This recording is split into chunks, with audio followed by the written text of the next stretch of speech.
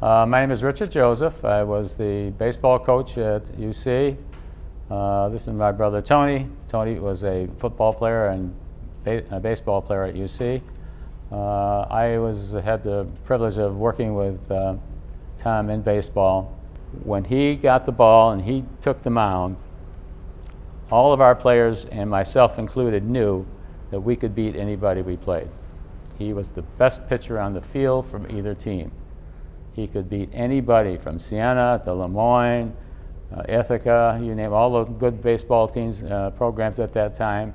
There was nothing else in his mind but to strike out everybody he faced.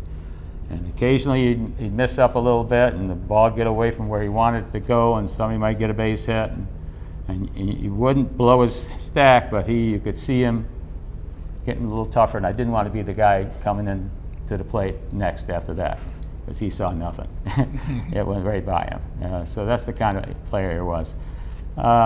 When he wasn't pitching, he was playing the outfield as well as anybody we had on the team. He could run down the ball. He obviously had a gun. He had great foot speed. He anticipates things before they happen. And then if you get him on batting, again, an outstanding hitter, went with the pitches, he had great foot speed. He'd be a guy you want in a situation where you needed a base hit.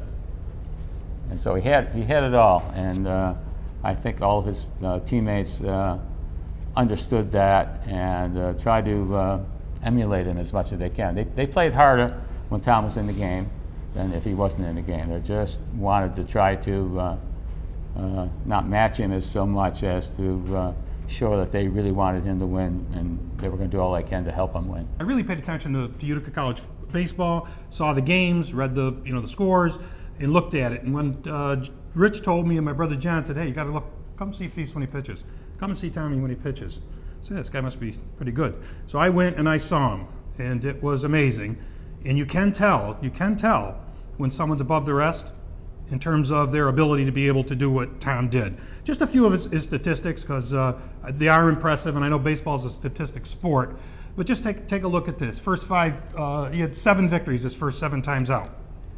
His ERA in 1974 was .90.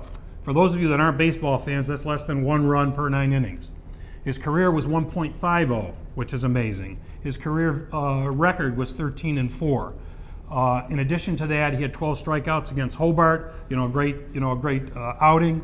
And believe it or not, he had 2 no-hitters, 3 one-hitters out of those 13 wins. So Tom was a dominant pitcher. When you look at athletes and you look at people at a Division III level, getting drafted number 1 by the Pittsburgh Pirates, that's quite an accomplishment. He was driven. He's self-driven. He's self-taught.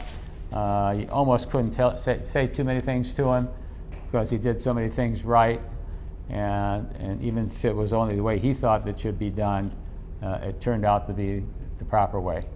So it is my honor to induct Tom Fiesthumel into the Pioneer Hall of Fame. Ladies and gentlemen, Mr. Tom Fiesthumel.